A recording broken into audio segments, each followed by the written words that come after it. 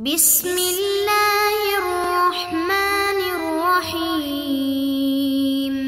بسم اللہ الرحمن الرحیم الحمد للہ رب العالمین والصلاة والسلام علی رسولہ محمد وآلہ واصحابہ اجمعین اما بعد۔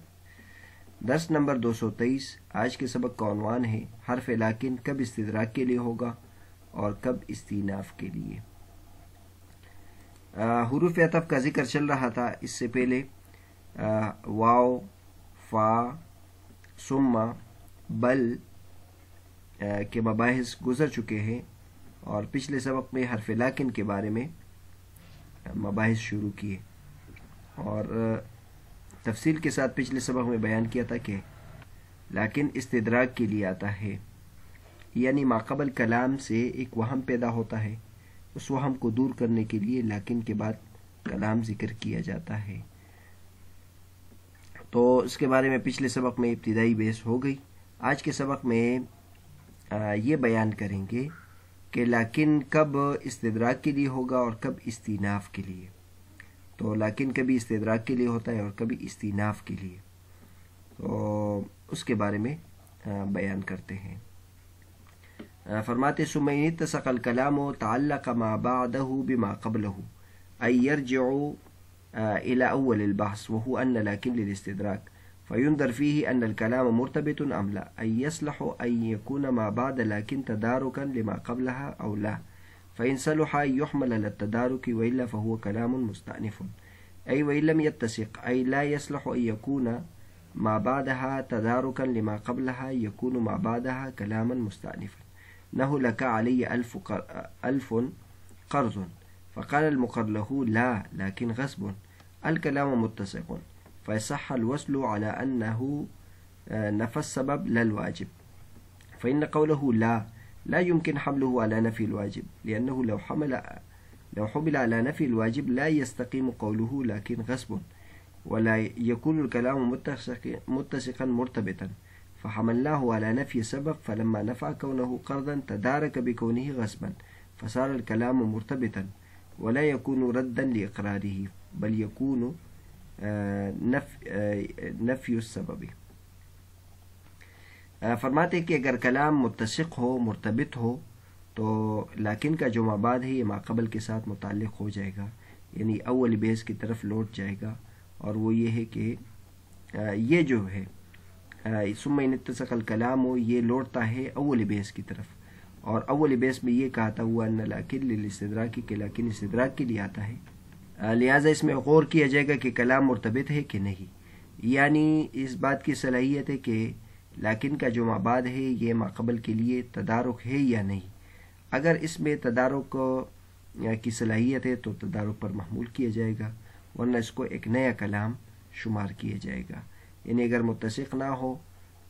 یعنی مابعد ماقبل کے لیے تدارک کی صلاحیت نہ رکھے، تو مابعد ایک نیا کلام ہو جائے گا۔ جیسے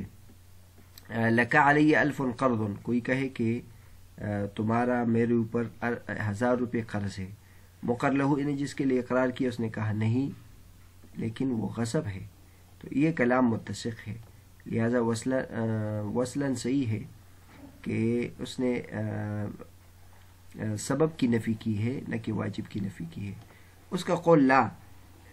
اس کا نفی واجب پر محمول کرنا ممکن نہیں ہے، کیونکہ اگر اس نے واجب کی نفی پر اگر اس کو محمول کر دیتے تو اس کا یہ کہنا لیکن غصب یہ درست نہ ہوتا، اور یہ پھر کلام متسق و مرتبط نہ ہوتا، لہٰذا ہم نے نفی سبب پر محمول کیا۔ پر جب اس نے قرض کی نفی کی تو اس نے اس کا تدارک کو اس طرح کیا کہ وہ غصب ہے، تو کوئی کلام مرتبط ہو گیا، اور یہ اس کے ٹوٹل اقرار کے لیے رد نہیں ہوگا، مکمل اقرار کے لیے، بلکہ صرف نفی سبب کے لیے ہوگا۔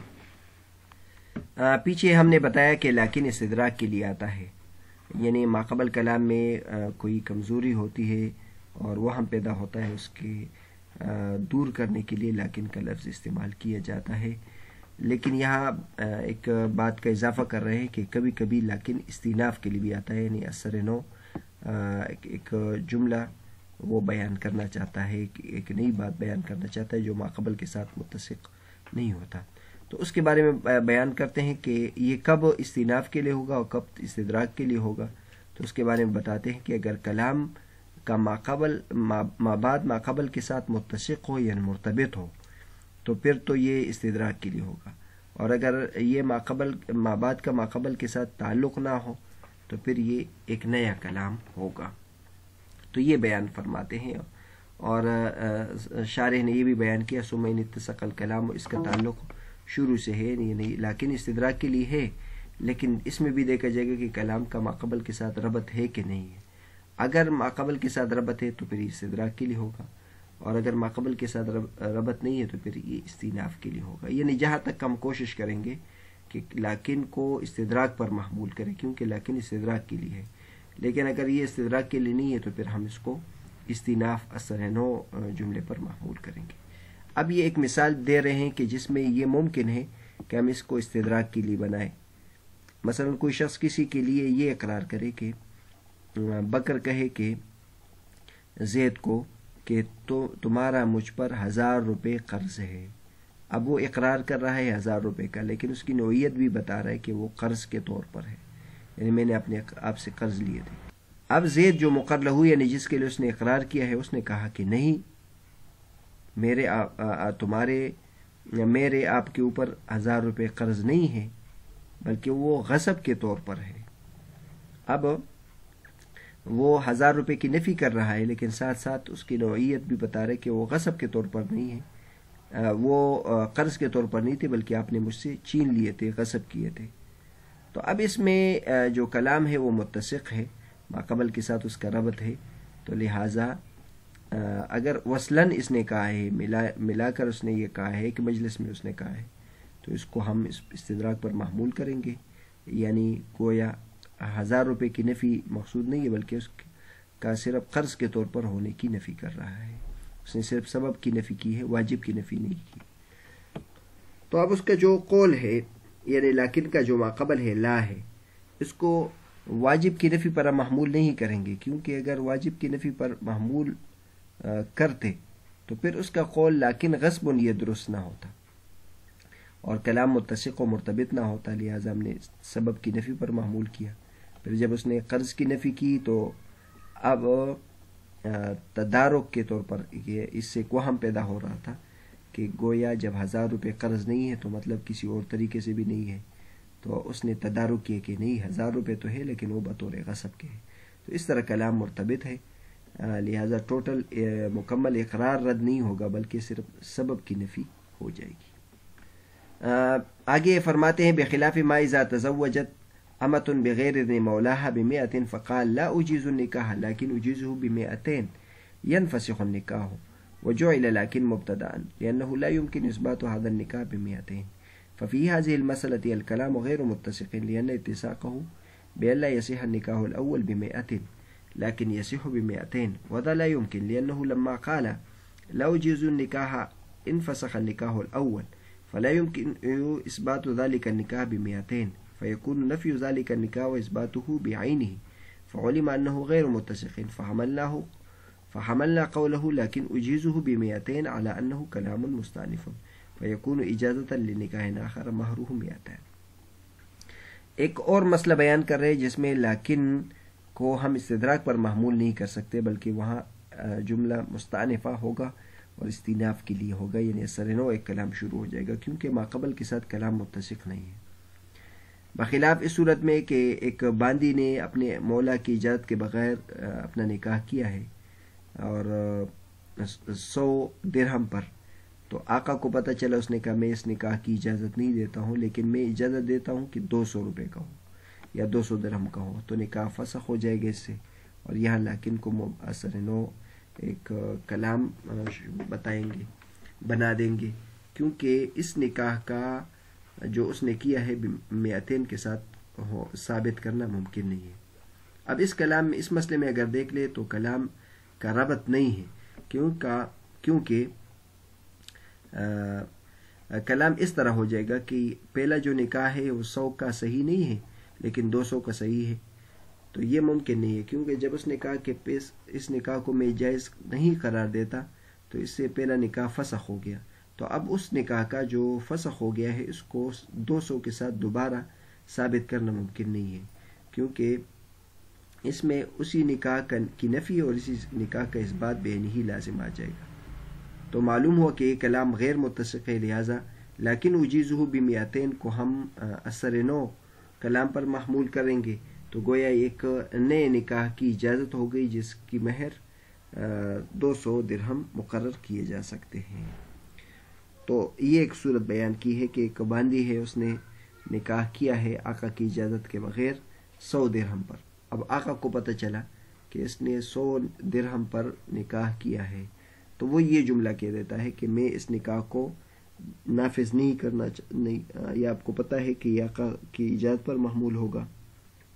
آقا کو جب پتہ چلا تو اس نے کہا کہ میں اس نکاح کو جائز نہیں قرار دیتا، لیکن متصلاً یہ کہا کہ اگر 200 درہم کی کرتا تو پھر میں اجازت دے دیتا۔ تو اب اس کا حکم یہ ہے کہ مثلاً اب وہ شوہر راضی ہو گیا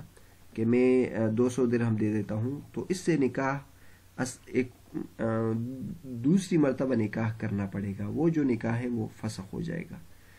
اس کی وجہ یہ ہے کہ یہاں جو لیکن ہے، یہاں یہ اثر نو کلام کے لیے ماقبل سے استدراک کے لیے بن نہیں سکتا ہے۔ اس کی وجہ یہ ہے کہ آدمی جب نکاح کرتا ہے تو نکاح ایک مرتبہ ہوتا ہے، تو جب اس نے اس نکاح جو 100 کا ہے وہ اس نے آقا نے اس کی اجازت نہیں دی تو وہ فسخ ہو گیا۔ اب وہ نکاح واپس لوٹ کے نہیں آ سکتا کہ 200 کا وہ صحیح ہو جائے گا، بلکہ یہ گویا آقا کی طرف سے ایک اور نکاح کی اجازت ہو جائے گی۔ اب ایک اور نکاح کو اسے اس کا ایجاب و قبول پھر کرنا چاہیے جس کا مہر 200 درہم ہونا چاہیے۔ تو یہاں لیکن پر ہم اس کے اصل پر ہم عمل نہیں کر سکتے کہ اوپر بیان کیے کہ لیکن استدراک کے لیے ما قبل سے رجوع نہیں ہوتا، بلکہ صرف ایک چیز کا اضافہ ہوتا ہے۔ تو یہاں ہم اس طرح نہیں کر سکتے، کیونکہ نکاح کے جو ایجاب و قبول ہے وہ 100 پر ہوا ہے، تو جب اس نے اس کو ناجائز قرار دیا تو اس کا جو حکم ہے وہ ختم ہو گیا۔ اب جب چیز ایک مرتبہ ختم ہو گئی، جو نکاح ایک مرتبہ ختم ہو گیا ہے، اب اس کو 200 روپے صرف ماننے سے دوبارہ اس کو وجود نہیں دے سکتے ہیں۔ تو لہٰذا اس کا طریقہ یہ ہوگا کہ یہ اس کو اثر نو کلام بنا لیں گے، اور جب ہم اثر نو کلام بنا لیا تو اس کا مطلب یہ کہ آقا کی طرف سے اب 200 درہم پر نکاح کی اجازت مل گئی، لہٰذا اس کے بعد دوبارہ ایجاب و قبول اگر 200 درہم کی پر ہو جائے تو یہ نکاح پھر نافذ ہو جائے گا۔ تو یہ ہے اس مسئلے میں دیکھ لے کلام غیر متسق ہے، کیونکہ اس طرح بن جائے گا کہ پہلا نکاح 100 کا صحیح نہیں ہے لیکن 200 کا صحیح ہے۔ یہ نہیں ہو سکتا، کیونکہ جب اس نے کہا کہ میں پہلے نکاح کو جائز نہیں قرار دیتا تو پہلے نکاح فسخ ہو گیا۔ اب وہ جو مفسوخ نکاح ہے وہ 200 کا ثابت کرنا ممکن نہیں ہے، کیونکہ اس سے یعنی ایک ہی جملے سے نکاح کی نفی بھی ہو جائے گی، اس کا اثبات بھی بیانی ہو جائے گا، تو اس کا معلوم ہوگا کہ کلام غیر متسق ہے، یعنی اس میں ربط نہیں ہے۔ لہٰذا اس میں لیکن وجوزو بمیاتین کو کلام مستانف یعنی جداگانہ کلام پر محمول کر لیں گے، تو یہ گویا ایک نئے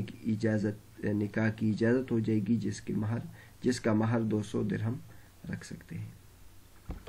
تو بہرحال ہمارا جو سبق تھا وہ لیکن کے بارے میں تھا کہ لیکن استدراک کے لیے آتا ہے۔ استدراک اس کو کہتے ہیں کہ سابق کلام میں ایک وہم پیدا ہو،